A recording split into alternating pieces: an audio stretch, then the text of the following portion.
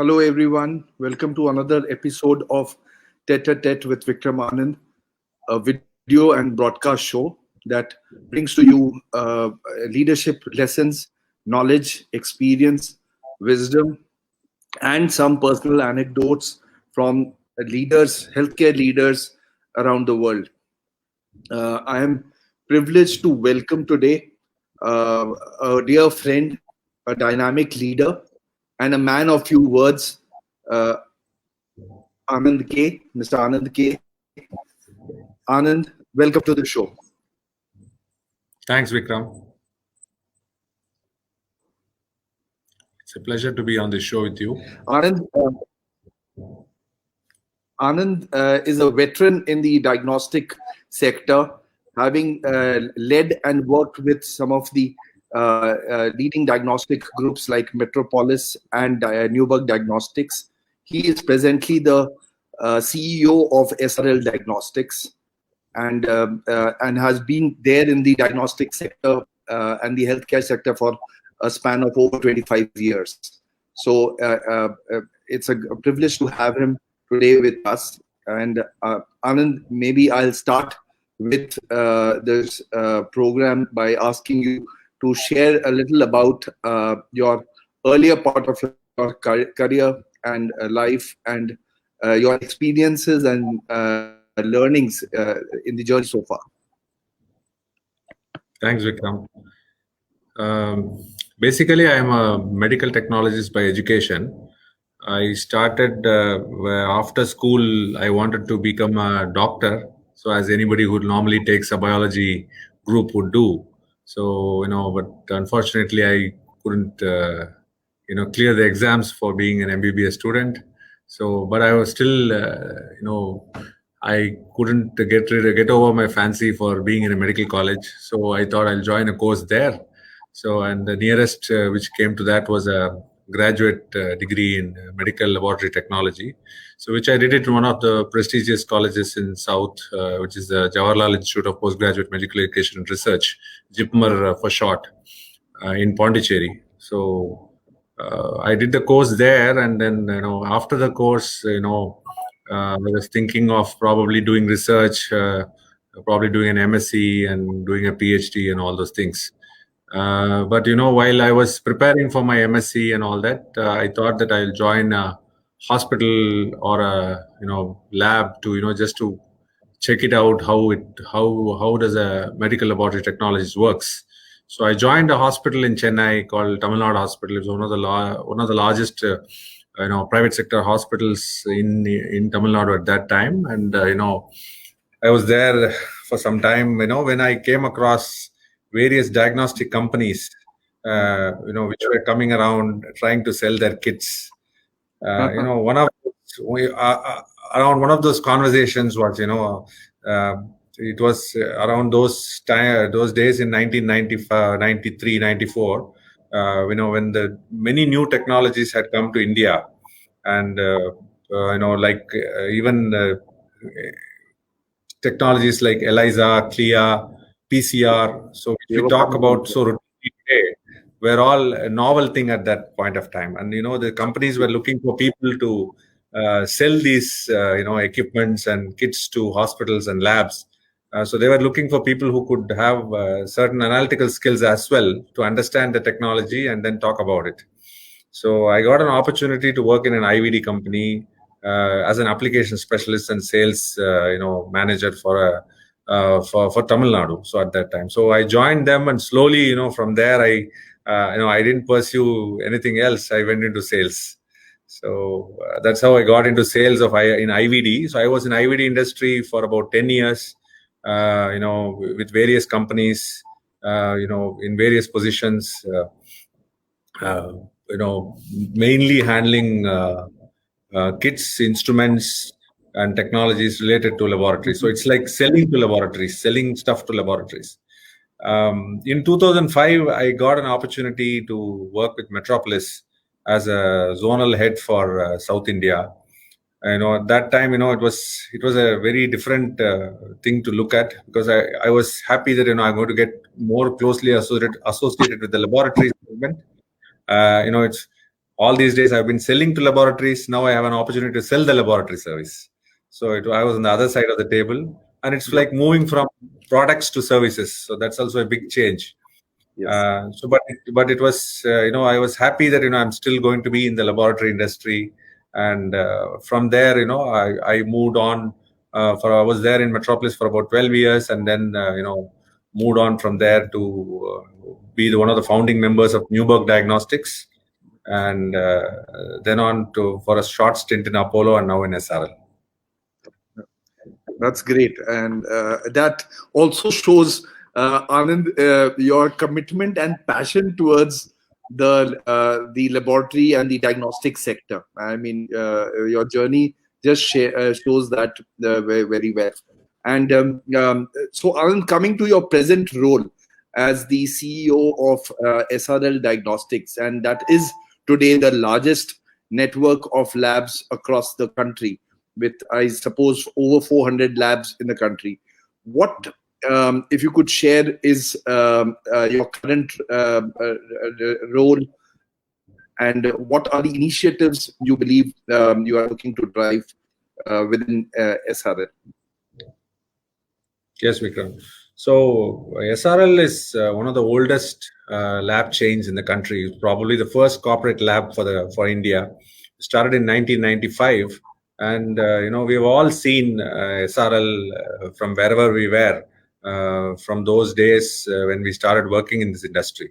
So SRL has today more than 400 plus labs with about 7,800 touch points, 400 plus doctors, and more than 6,000 employees. So it's one of the largest diagnostic chains in India. And with also international presence, we have labs in Dubai, we have lab in Nepal. We have just set up a lab in Afghanistan as well. So this has been a major group in terms of diagnostics, and bringing about a transformation in this big company is one of my dreams. That I could be part of a team which has been professionally managed and running for such a long period of time. So I have been focusing more here after I have come here, focusing more since the time when I came in, it was COVID, so it was a pandemic time. It's very unprecedented, and we had all the different the dynamics of the industry had changed. So there is a digital transformation which we have been talking about for the last 2-3 years, and this pandemic has really pushed it, and it has taken a normal. Yes, the new normal has been that digital transformation is something which you have to live with. So a lot of things move digital, including booking of home collections, booking of visits, how people source their labs, how people source services, and how they search for things. Everything has become digital, and even our activities, how our clients contact, our sales team contacts our doctors, how our patients reach out to our lab doctors, and how we conduct CME programs or other activities which for promotion of tests. All this has become digital, and this transformation is something which we have been looking forward to for the last 2-3 years in the industry. So that is going to be a major push on digital marketing, combined with how do we adapt to technologies like digital pathology, and bringing in the next generation diagnostics like genomics, proteomics, metabolomics, and all the latest in molecular pathology that will help SRL to be in the forefront in the fight of diseases. Anand, I mean, and with reference to some of the things which you mentioned, I am going to kind of get down to a little more basics, and would love to understand from you with your experience and understanding. Diagnostic, as we all understand, and lab tests particularly, are, according to me, the very critical and basic unit for a diagnosis to be determined, and thereafter a treatment plan to be built around it, and so on, the clinical outcomes which comes through that, and the research work which gets done. So my question to you would be to help us understand a little further on what is the role of a lab, because we've seen lab work more in a very fairly transactional manner over the last so many years, decades. A routine test is done, people look at it only as a transactional analysis relationship of getting a service. But to me, I believe that the lab role of a lab is much more in driving clinical outcomes and driving clinical care. And with now, as you rightly mentioned, with the advent of digitalization in healthcare, digital diagnostics coming to play, and AI data analytics, what, according to you, is going to be the future of lab and the role of lab itself, as to how it would play play out in the clinical outcomes of a patient service and disease management? Yes. Thanks, Vikram. That's a very interesting question. So, as you know, labs have always been transactional all these days. And it's very important for us to understand that, 70% of the medical decisions are taken based on lab reports. And if you Yes. take, if you talk about data, whatever medical data that is getting stored or that is getting processed, 70% of the data belongs to the lab. So with this kind of Yeah. a situation, it's very important for us to understand the importance of lab in the overall scheme of things. And and the current situation where lab just it's just an back office kind of an activity where you have somebody's prescribing a test, ordering a test, and the test is getting done and the reports are being submitted. So instead of that, how are we going to contribute? Lab being a contributor in terms of care rather than just giving out results. So the output is not just a report given, but it's how do we contribute to the continuum of care? So with that in mind, I think this transformation is something which is going to happen. There is a talk about even in countries like the US, these discussions are already going on of talking about what is a version 2 of laboratories. Because it's important for us to understand that labs today cannot continue in this same model where they're going to talk only about services. They have to talk about outcome. So how do we talk about outcome based based services?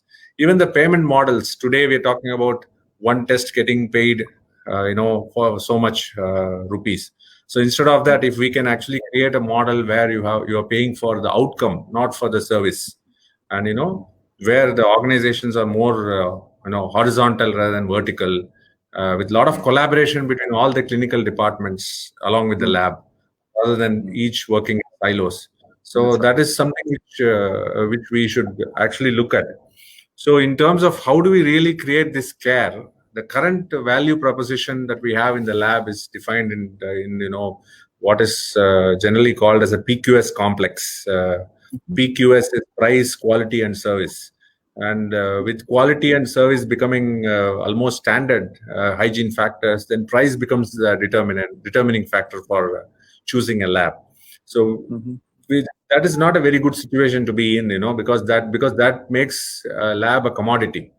So how do we actually create the value out of this whole activity, and how do we work with the rest of the healthcare ecosystem to make the lab services more meaningful, is something which we need to work on and we need to talk about. So that is something which I feel is the future for laboratories. What we're talking about today is more transactional, and what is going to be later is going to be more translational. So if you take today, a lab is a first responder in anything. Today, this COVID-19 situation has actually brought us to the fore, in terms of lab being the first responder. There is a lot of visibility for what labs do during this COVID pandemic, and how the diagnostic optimization, the care optimization, the therapeutic optimization, and screening and surveillance, everything happens because of the lab's overall activity.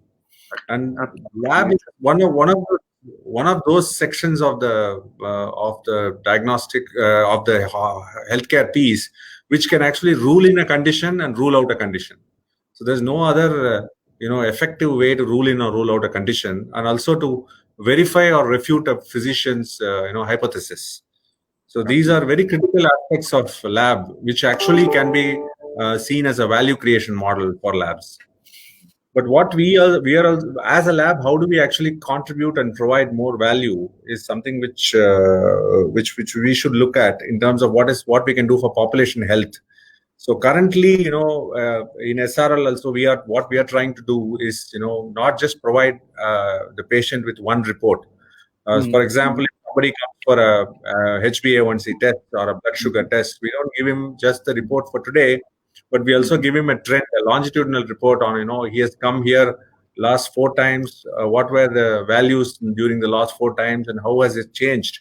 We give a graphical representation. We also have the data with us. So this is one. When you try to do a longitudinal data analysis for a single patient, you help him to manage his, clinical, management is much better compared to what it is today. You can understand the comorbidities. You can help to close the gaps in care. These are all possible for an individual patient. But imagine if you were able to get longitudinal data for a cohort of patients, for a set of patients who are like, age-wise, gender-wise, lifestyle-wise, if you are able to classify people, and if you're all this information is available in the lab. If we can stratify population based on these chronic conditions, so this population health data would be very important for not only for our healthcare system as a whole, but also for pharma companies and companies which are working towards improving the healthcare in the country. So there is a higher yield on whatever money being spent, and the diagnostic lab invests forward in that. No, completely agree. Couldn't agree more on this with you, Anand. The value creation through a proper standardized test being done and being able to look at the longitudinal data of the patient over a period of time, and then being able to help him through this continuum of care, as you rightly said, makes a lot of sense. And with the digitalization happening and other interventions coming into play, I see an interesting space being developing across in the diagnostics sector. But to a point which you mentioned, Anand, I just would love to the PQS which you mentioned, and I like the way you said that QS is a hygiene factor. And according to me, yes, it should ideally be a hygiene factor, but maybe to certain labs like SRL and others, this is one of the basic hygiene factor, but may not be the case so across in the industry. And that's where the communication and the awareness which needs to be taken to the community at large. And you talked about population health and the lab being the primary unit of any decisions being taken through that clinical care journey. And I have read reports which say that 50 to 60% of diagnosis gets to be wrong, and the line of treatment thereafter goes wrong because the primary test itself was not done well. So the awareness, patient community awareness, becomes very critical, where then they realize that beyond the P, there is that Q and S, which according to you is rightly so the hygiene factor. But does the community patient per se realize that, and how do you create those patient support programs? And you threw light upon some of that now, but would just love to hear more about as to where you see that, say, organizations like SRL, which are somewhat, I could say, the leaders in creating the awareness on the importance of laboratory services in the country. How do you bring about a change in the awareness and driving patients through that journey with you in getting them to understand that there is more to price in terms of quality and services? That's very true, Vikram. That's a very interesting thing to talk about. This is not just patients, even doctors. For Yes. example, if you see Yeah. 60% of 60% of the OPD results are not reviewed. So if you see, if Yes. you actually go to a doctor, you go to him with a 20-page report. So he hardly flips through that. Unless you are able to present the data to him in a proper format, he's not able to use it in a better way. And there is always, there are studies in the US which say that 30% of overuse and underuse of tests have always been there in the industry.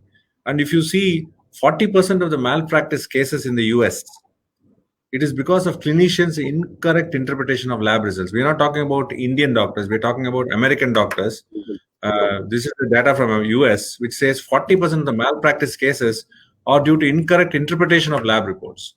So we are thinking that all doctors are good at interpreting the lab reports, but it's not really true.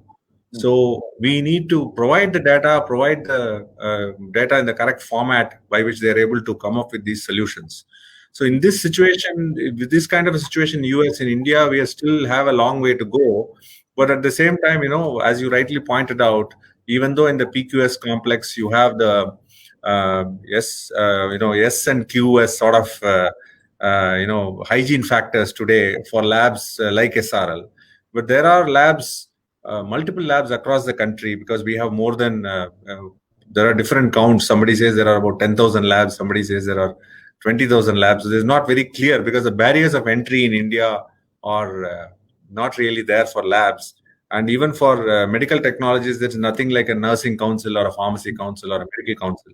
So so there is no specific qualification being assigned, and whatever accreditations that we currently have, it's NABL or CAP or whatever we have, it's all not mandatory. It's just voluntary. So in that situation, it becomes very difficult to manage this hygiene factors like quality and service across all the labs. And with only 15 to 16% of the overall industry being consolidated in the organized sector, so there is a one way there is a huge challenge as well as a huge opportunity for labs like us to consolidate. So what we are looking at is, how do we actually bring on board labs which are smaller in nature but have a good philosophy, but have been doing good service to patients, and these can be taken up and upgraded to the levels that are required to provide standard care to patients when they come for lab tests.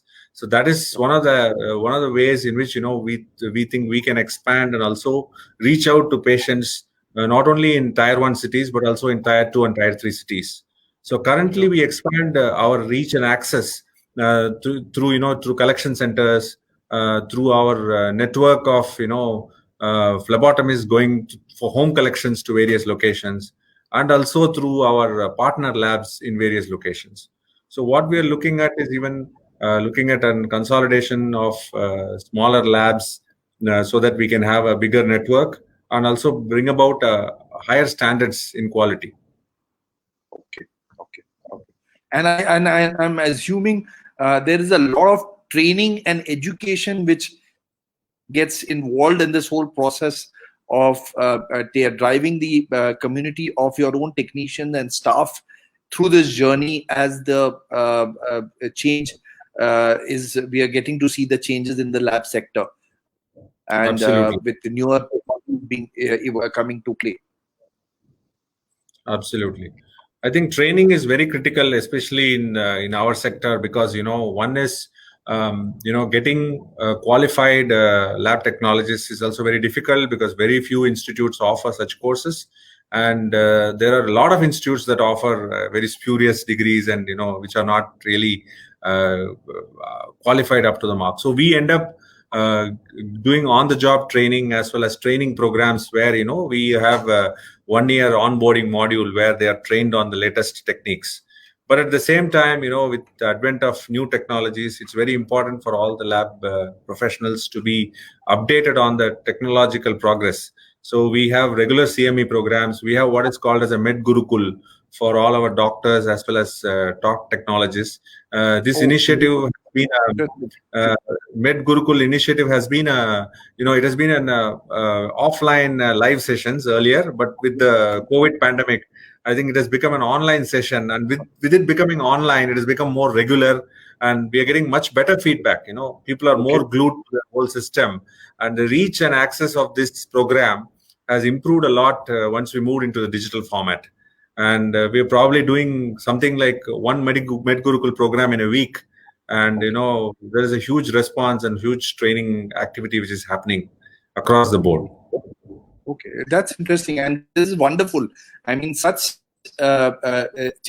initiatives actually are going to bring a big difference into the quality of services the diagnostics centers provide in the country, and I think that will have a huge impact on the clinical outcomes as well. As you with reference to the initiatives you are driving. And on the population health, you mentioned a bit, and I see India is still far below. I mean, it's still below, behind in terms of getting there.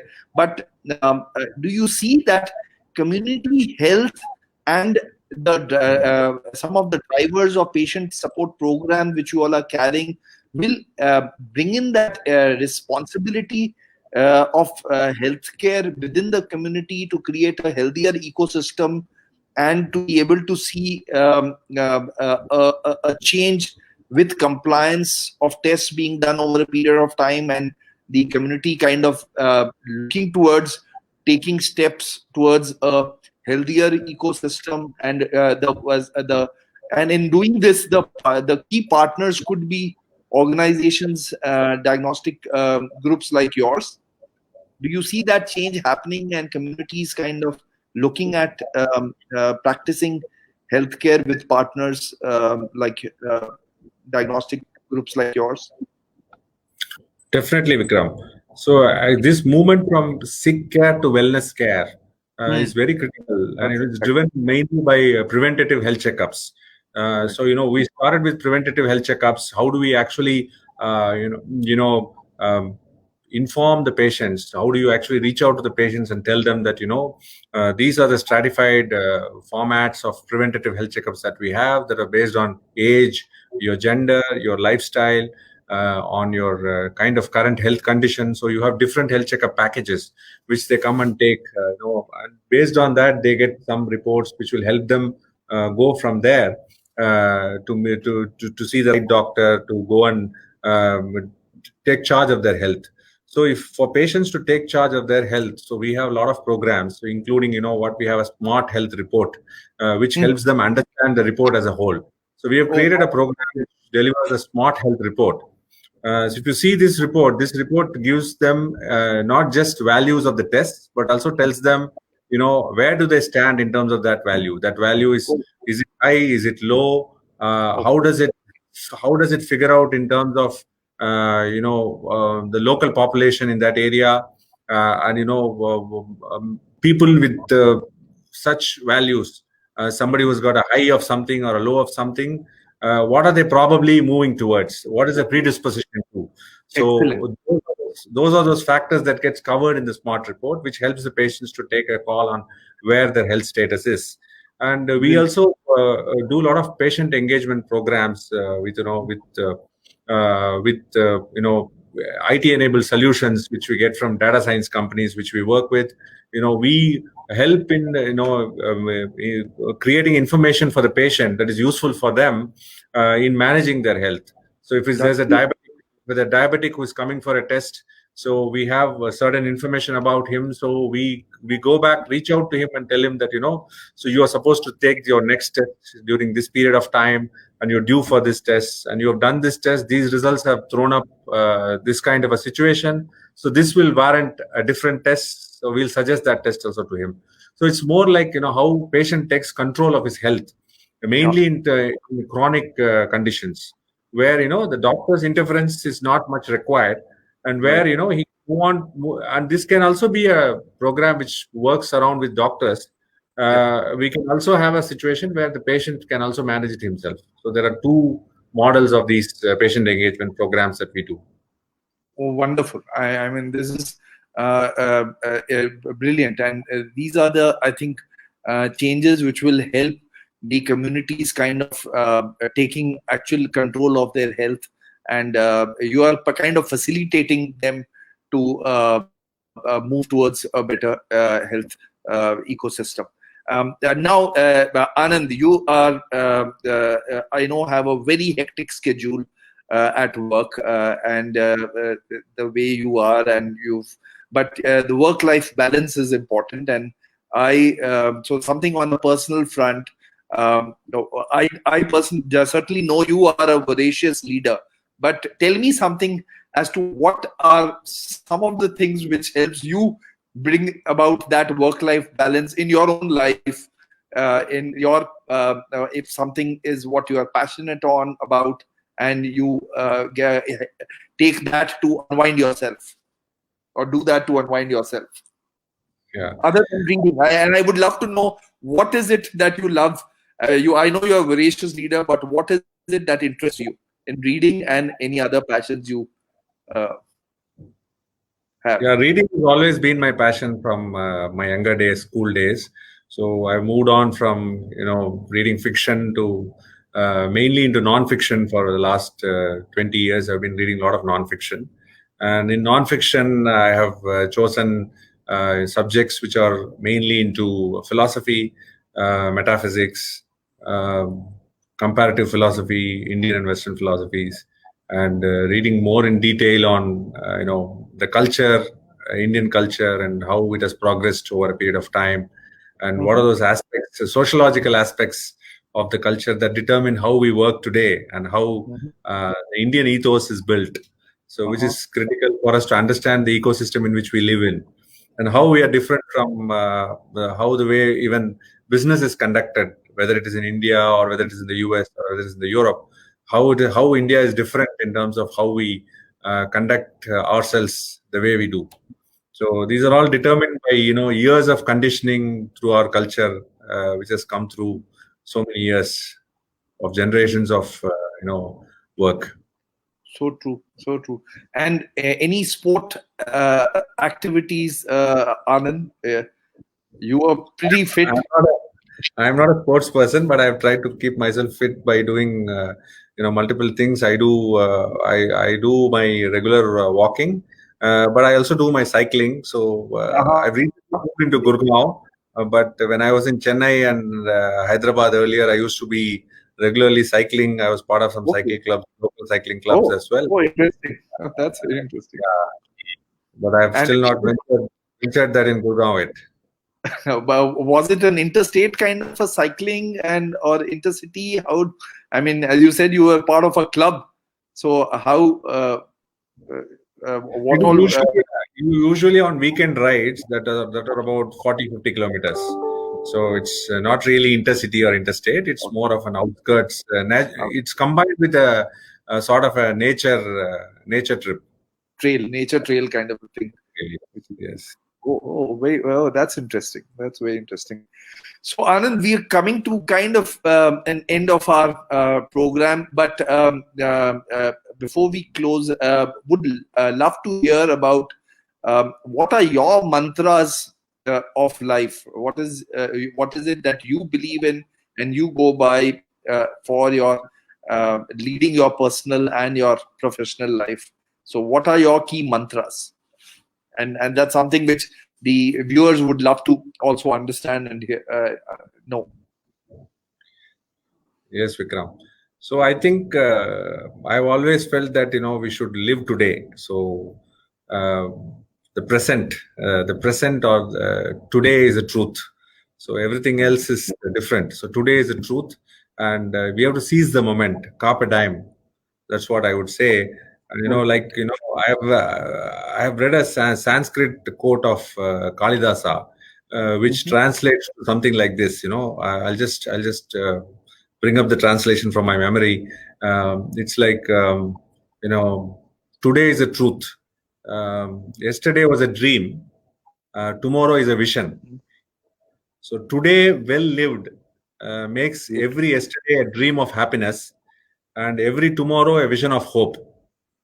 So live today.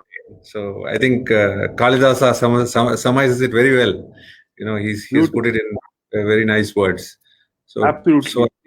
if we can live today, in a fulfilled way, in a best way, I think we take care of the future as well as the past.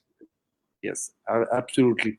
So well said, Anand. I think that's wonderful. And couldn't be a better anecdote or a kind of a pearl of wisdom to end the program with.